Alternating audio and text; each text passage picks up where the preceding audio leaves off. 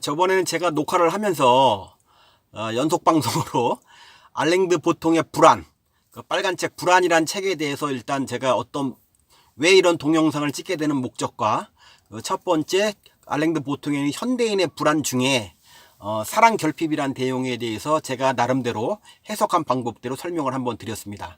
그리고 이번에는 그거 연속편으로 알랭드 보통이 얘기하는 현대인의 불안 중에 5가지 중에 두 번째와 세 번째 얘기를 제가 한번 해보려고 합니다. 일단 그 타이틀에 보면은 두 번째의 그 현대인의 불안 요인은 그 속물근성이라고 있습니다. 근데 왜 이 속물근성이 왜 사람을 현대인을 불안하게 만드는가, 이 얘기에 대해서 먼저 말씀드리겠습니다.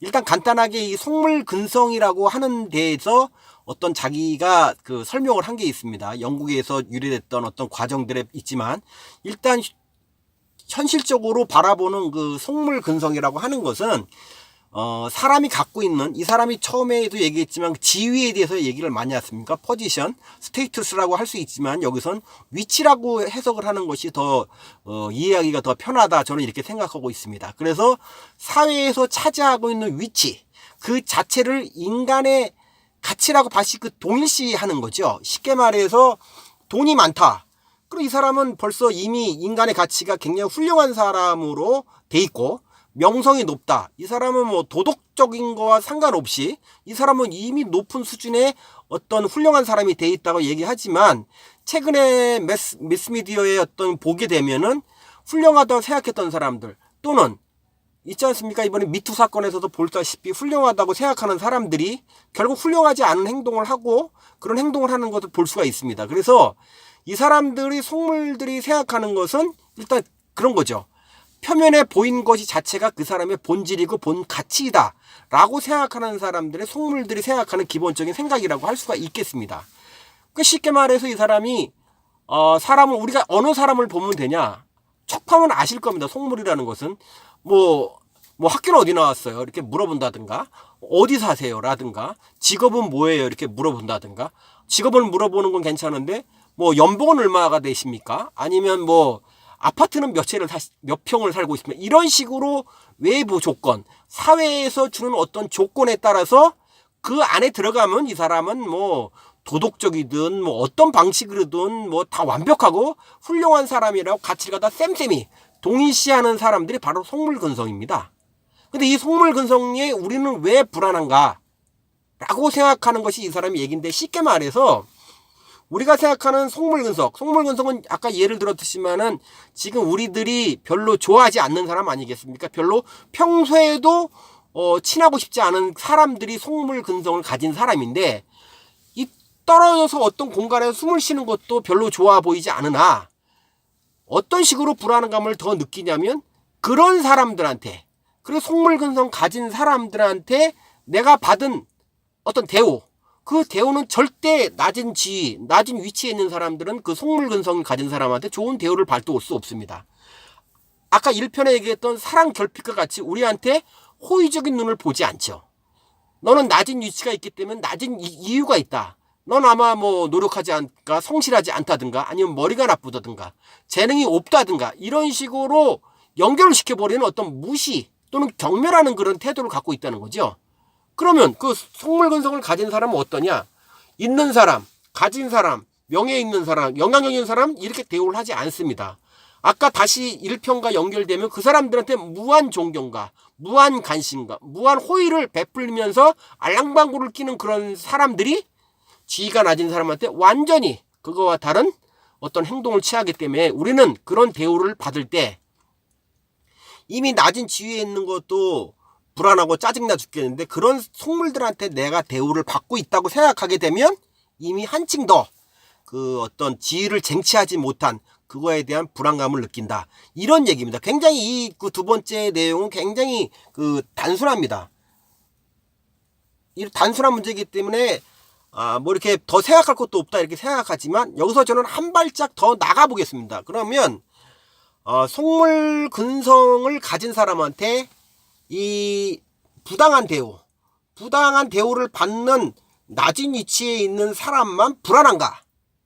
라고 하면 얘기는 끝나지만 이 책을 면밀하게 좀 들여다보면 속물근성 가진 사람도 그 사람도 똑같이 어떤 그 불안함을 느낀다는 거죠. 왜 불안함을 느끼냐 보면 이 사람 또한 두려움을 갖고 있다는 거죠. 인간의 그 두려움은 두려움이라고 하는 것을 불안을 말하는 원초적인 어떤 그 감정이거든요. 내가 두렵다라는 것은 내가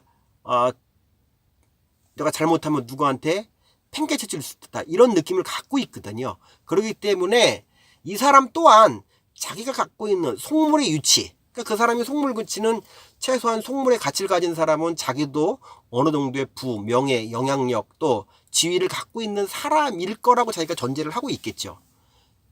근데 그 사람 또한 자기가 위치가 떨어질지 아니면 뭐 잃어버릴지에 대한 불안감을 같이 갖고 있는 것이죠. 여기서 사례로 얘기하는 거 보면 이 속물근성 가진 사람들의 어떤 사례는 뭐냐면 예전에 그 영국에서 굉장히 장식품, 고급 사치품을 어떤 가구를 사는 것이 그 당시에 인기를 끌었다 이런 얘기를 합니다.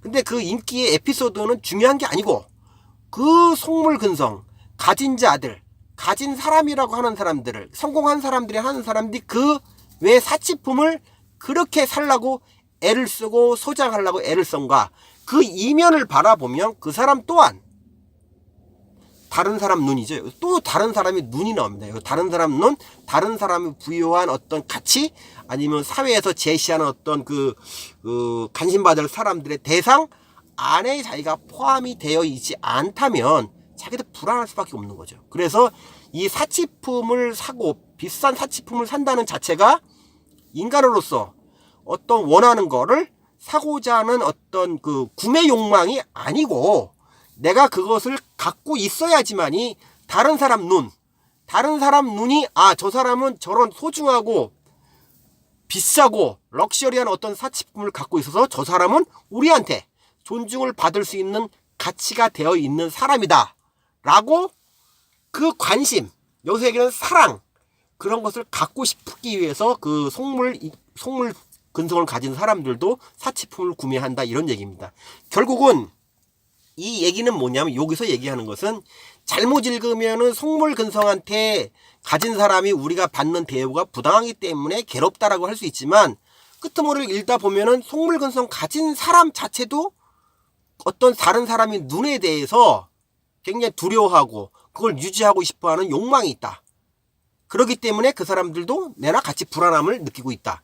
이렇게 되는 거죠. 그러다 보면 이 얘기를 하는 와중에 이 불안감을 해소하는 요인은 두 가지로 벌써 나눠져 있습니다. 일단 그런 부당한 대우를 받고 있다고 생각하는 마음은 없애버리면 됩니다. 아까 얘기처럼 요즘만 그것은 쌩까는 자세? 네가 그렇게 속물 근성 가진 사람이 나를 결혼을 했든 결혼을 안 했으면 결혼 왜 안 했어? 이렇게 물어보는 속물 근성이라든가 몇 평에 살고 있으세요? 어느 학교 나오세요? 어느 회사를 다니세요? 이렇게 물어보는 자체에 대해서 내가 스스로 거기에서 매몰되고 함몰되어서 빠져나올 필요 없이 아주 개무시하면 된다는 거죠. 네가 하든가 말든가 나는 상관없다. 이렇게 하는 것이 이 속물 근성을 가진 사람들한테 받는 부당한 대에서 회피하는 방법이다. 이런 얘기가 있고, 두 번째는 그런 대상들도, 우리한테 그런 대상들을 하는 속물 근성 가진 사람들도 내나 같이 불안에 떨고 있다. 이런 얘기를 같이 느낀다면 이 아는 자체만 갖고 나만 이렇게 이런 문제를 불안한 것이 아니고 낮은 유치를 갖고 있구나, 중간 유치를 갖구나, 아주 높은 유치 갖고 있는 사람 모두 괴로움을 떨고 있다. 이렇게 생각한다면 어느 정도가 위로가 되지 않겠냐 이렇게 생각하고 있습니다. 이게 이 책에서 보는 그 불안은 속물 근성은 굉장히 단순하고 페이지 수도 별로 찾아먹지 않고 있습니다. 그렇기 때문에 이런 속물 근성은 간단하게 제가 말씀을 좀 드리도록 하겠습니다. 두 번째 이유였었고요. 세 번째 이유는 요게 재밌는 건데, 요게 저는 굉장히 공감이 많이 갑니다. 일단 그 첫 번째 나왔던 사랑의 결핍, 지위에 대한 욕망, 그거는 별로 느껴지지 않고 실제적으로 속물 근성에 대해서 받는 괴로움도 저는 별로 없습니다.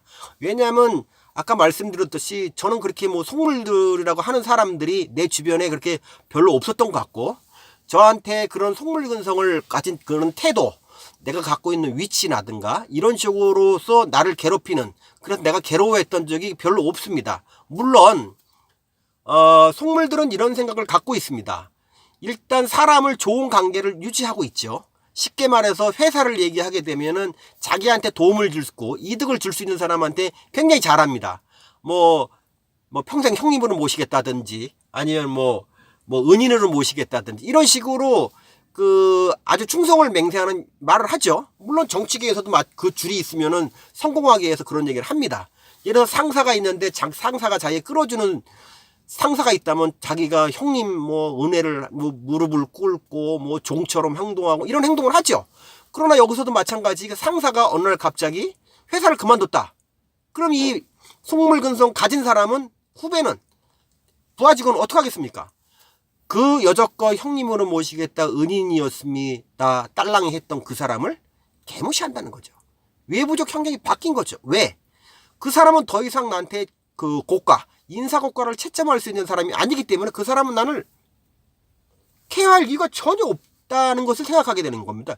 이런 폐해적 위치도 많이 있어요.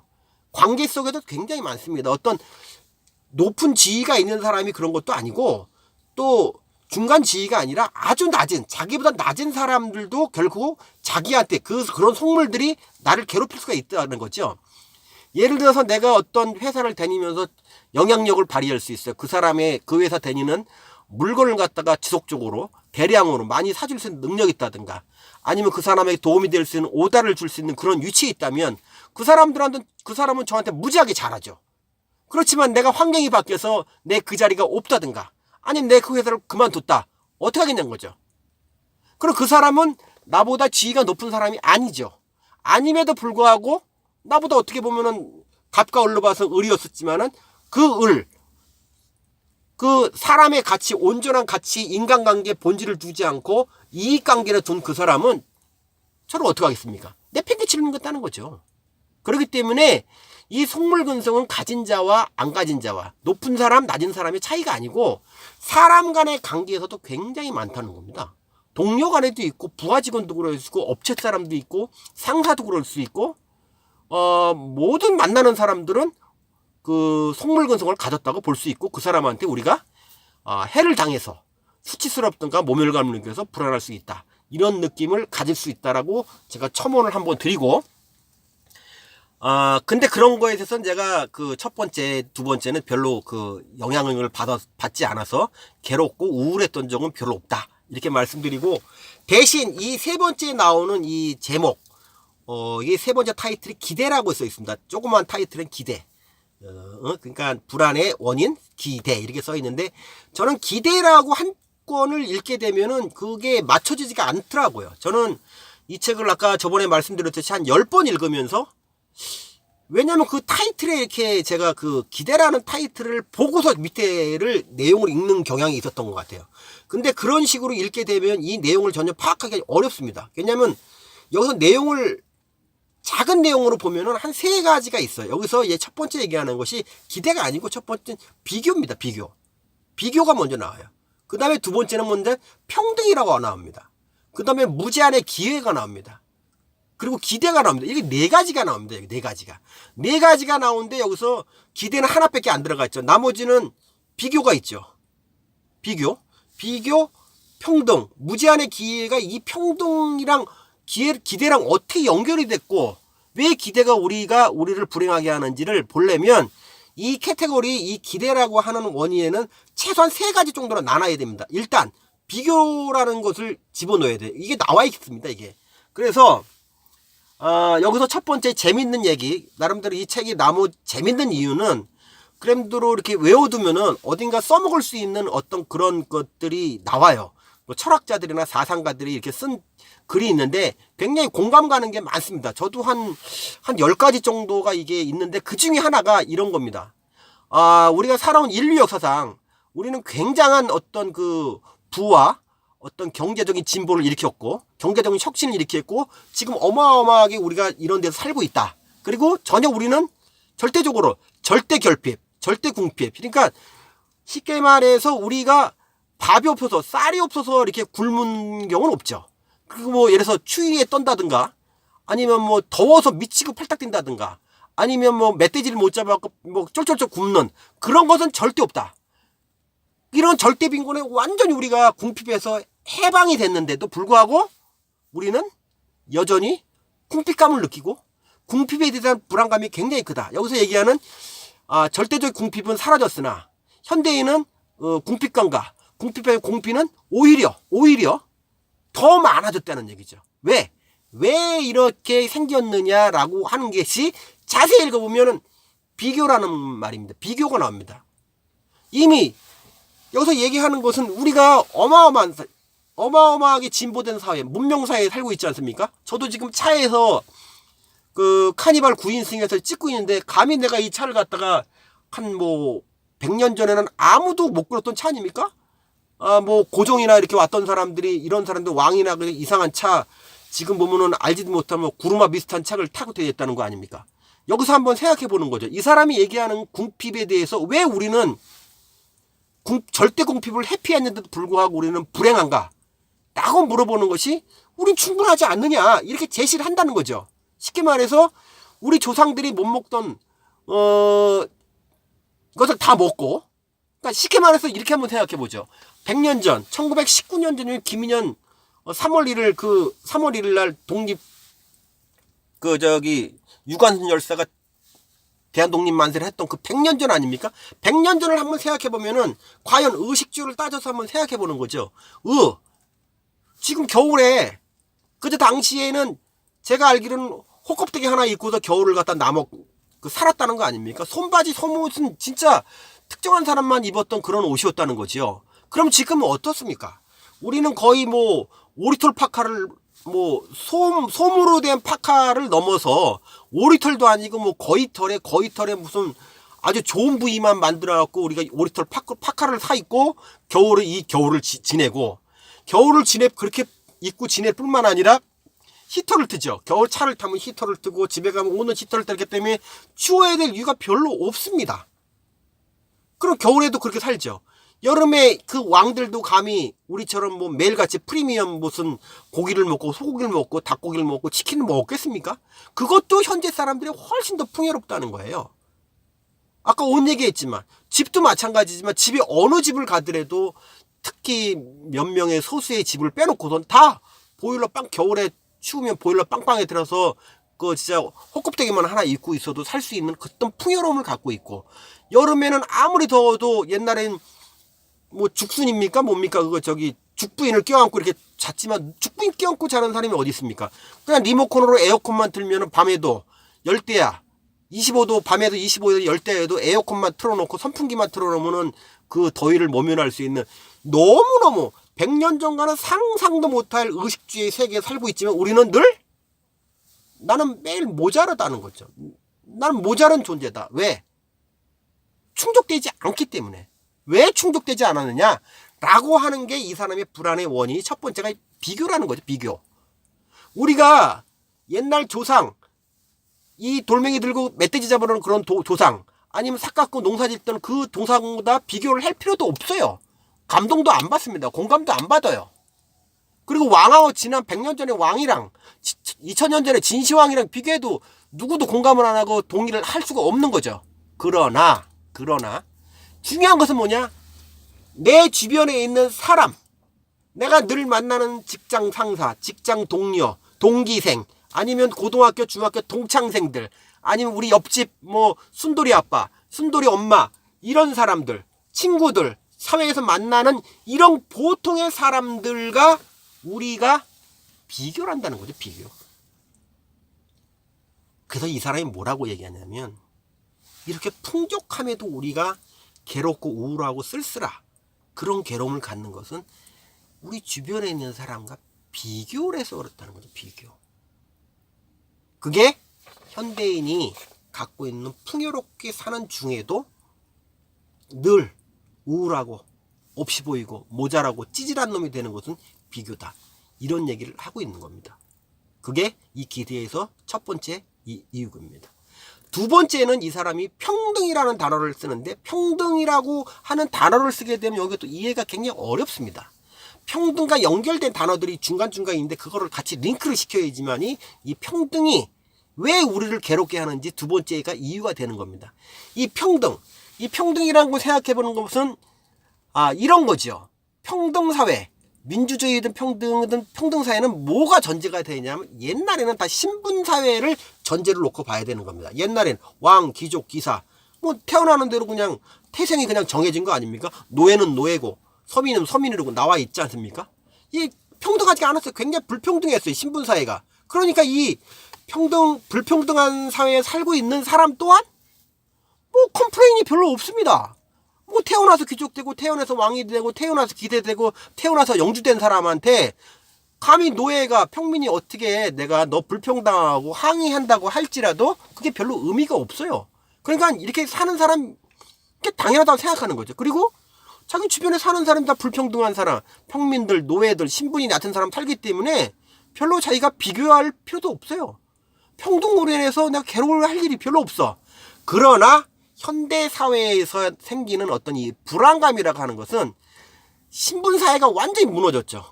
태생으로서 갖춰지는 어떤 그 계급. 요즘에 뭐 한국 사회에서 뭐 흑수저, 금수저 있지만 그건 여기 게임도 안 되는 내용이죠. 이미 세상이 평등사회가 됐다는 얘기죠. 그러면서 뭐가 생겼냐? 여기서 무제한의 기회가 생겼다는 거죠. 무제한의. 평등이 생긴 게 평등이 불안한 게 아니고 평등으로 생기면서 성공할 수 있는 높은 위치에 올라갈 수 있는 어떤 자유, 그 자유, 무한한 어퍼튜니티, 그 기회가 있는데도 불구하고 왜 그 기회가 있는데 너는 성공을 하지 못하느냐? 너는 왜 그거를 위해서 높은 위치를 갖지 못하느냐? 라고 생각을 하게 되면 성공을 못하게 되면 괴로워지는 거죠. 나는 왜 이렇게 모자랄까? 남들은 성취를 다 하는데 나는 왜 이렇게 성공을 못할까? 재능이 없는 건가? 실력이 없는 건가? 난 찌질한 놈인가? 이런 식으로 좌절해버리죠. 좌절하면서 괴로움이 생기고 괴로워하면서 나는 또한 불안감을 느낀다는 거죠. 그렇기 때문에 평등, 이퀄 무제한의 기회는 그런 기회를 가지고 성공하지 못하고 사닥다리를 높은 자리를 못 올라갔을 때 거기서 생기는 좌절감이 바로 여기서 얘기하는 평등으로 인한 그 현대인의 불안감을 얘기하는 겁니다. 좀 이해가 되셨으면 좋겠고요. 그리고 세 번째는 약간 제가 다르게 해석을 합니다. 여기 기대 안에 있는 것은 비교와 아까 평등으로 인한 무제한의 게. 세 번째가 뭐냐면 제 해석입니다. 자기 개발서의 괴로움이죠.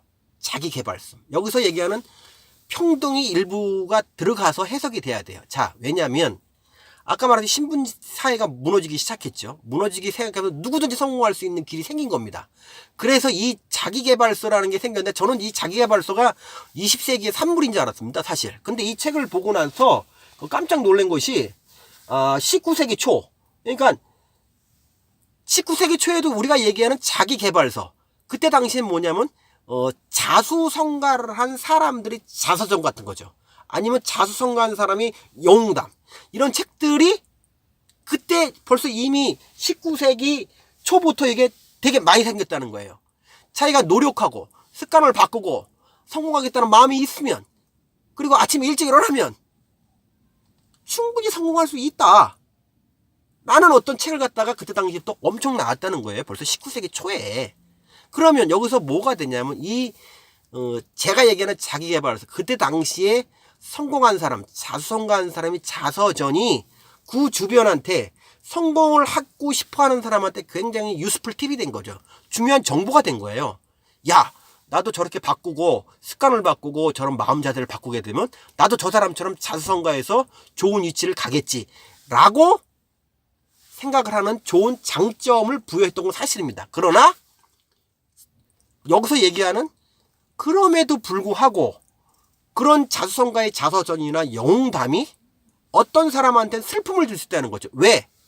그 사람이 가르쳐준 대로 해봤으나 그것이 높은 사닥다리에 높은 위치를 가지도 못하고 부도 갖지도 못하고 명성도 갖지 못하고 성공을 못했을 때 생기는 좌절감으로 인하여 본의 아니게 여러 사람한테 불편함을 줄 수 있다.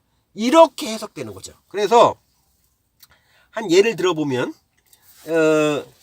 이런 거죠. 이게 아마 최근에 우리가 잘 아는 거 있지 않습니까? 이게 이렇게 오래된 책인지 몰랐네요. 저도 젊었을 때 읽어봤던 책 같은데 내 안에 잠든 거인을 깨워라. 이게 1991년에 생겼던 책이네요.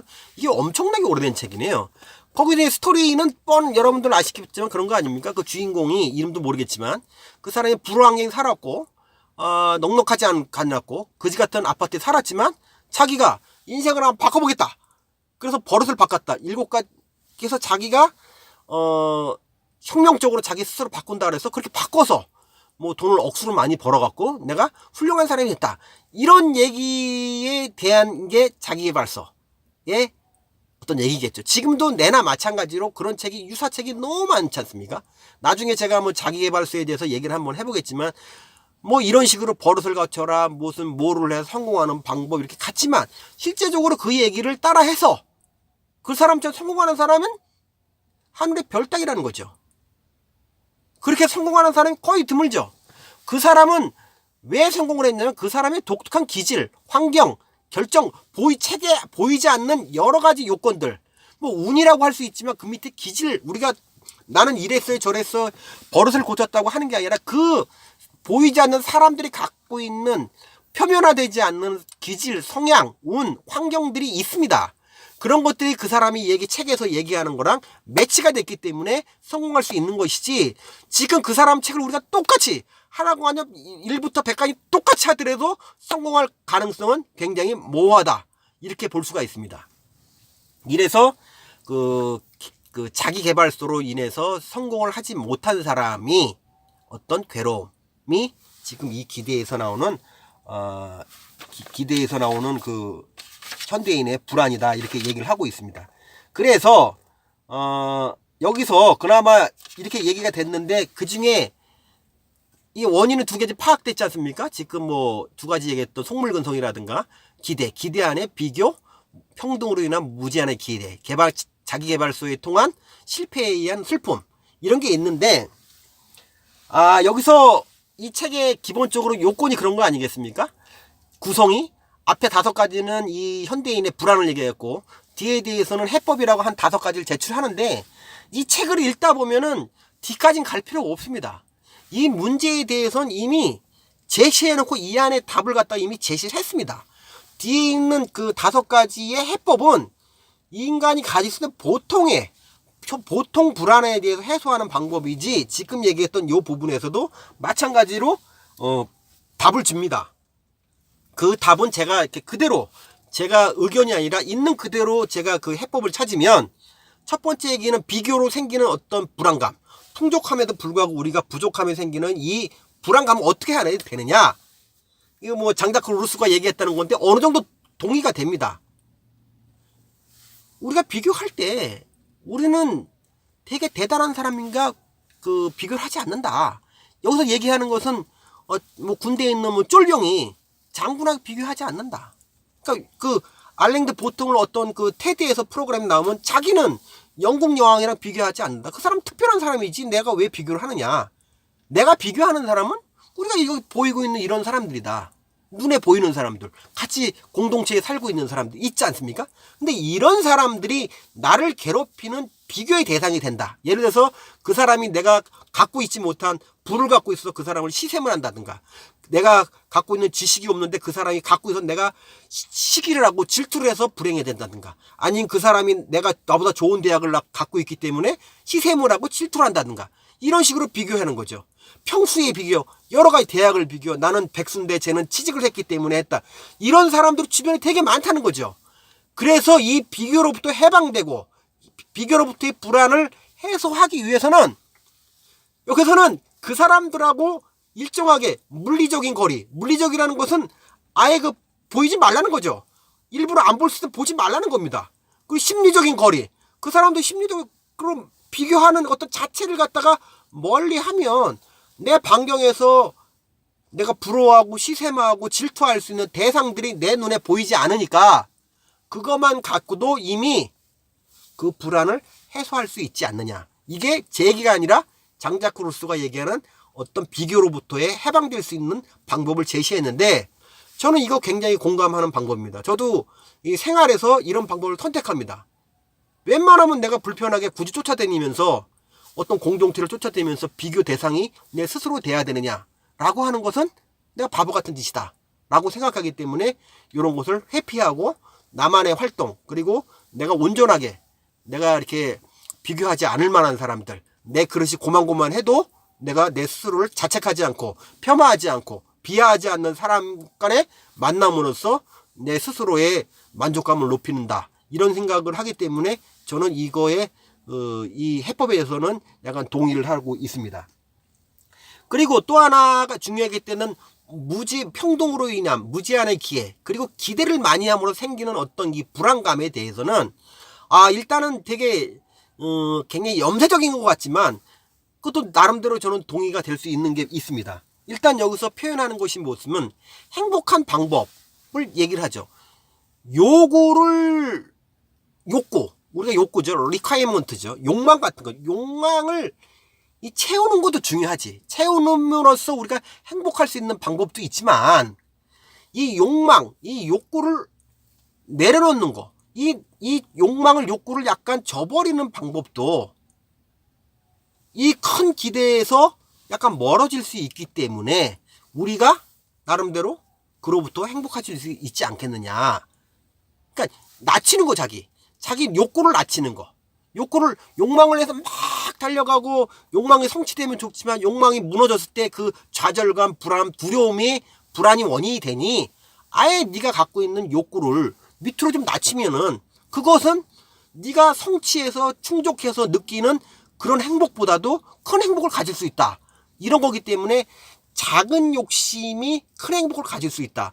이런 어떤 그 철학자의 사고방식도 한 번은 어떤 방법론적으로 아니라 철학적으로도 한번 생각해 볼 필요 있다. 그렇기 때문에 우리가 너무 과한 욕구를 너무 마음속에 두고 그걸 성취하려고 너무 에너지를 많이 쏟아내고 그로 인해서 언젠가는 그것이 성취되더라도 언젠가는 좌절하는 그때가 있기 때문에 그것도 우리가 한번 고민해 볼 필요 있지 않겠느냐라고 생각하는 것이고, 기대로 인한 어떤 그 불안감을 줄이는 방법은 어차피 세상이라는 게 내 뜻대로 되지 않는다.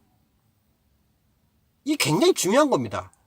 아무리 평등으로 해서 무제한의 기회가 있어서 무제한의 노력을 하고 무제한의 재능을 쓴다고 할지라도 그것이 인생에서 그것이 완벽하게 모든 것을 노력한다고 꿈을 꾼다고 되는 건 아니다. 그러니 그 큰 틀, 세상은 모든 것이 자기 뜻대로 되지 않는다는 어떤 원칙, 어떤 사물의 이치죠. 살아가는 이치를 터득하면 자기가 이 평등사회에서 노력을 해서 성취가 비록 안 될지라도 그거에 대해서 두렵거나 무시당하거나